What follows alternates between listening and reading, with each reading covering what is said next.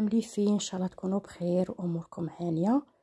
الوصفه تاع اليوم عباره عن عصير ولا جو تاع القارص. كما كتشوفوا ربيت زوج حبات قارص متوسطين، ولا عندكم قارص كبير ديروا غير حبه. عندي نص كاس سكر، السكر العادي، دخلوا فيه مليح داك الزيت دو سيترون هكا غير بالمغرف.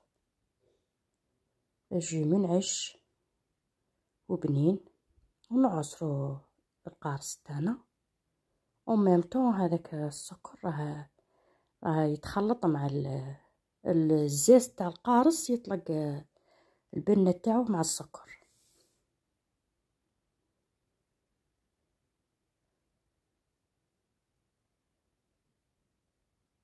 هنا نحصر كاس جو تاع القارص كما راكم تشوفوا. خلط له شويه تاع الماء ونحطو مع داك السكر.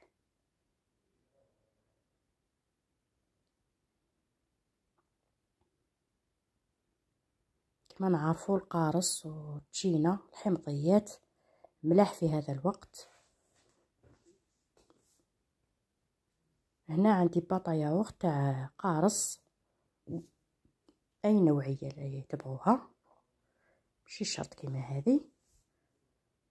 نفرغوها فوق هذاك الخليط.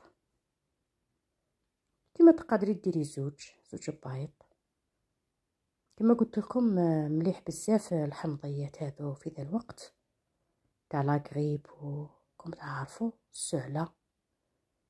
هنا نجيب البراميكسور تاعي ونميكسي مليح، وعصير طبيعي. حبه قارص دلك كميه لاباس بها. هنا نجيب ليتله تاع الماء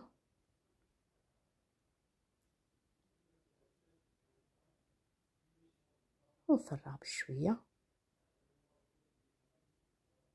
ونخلط.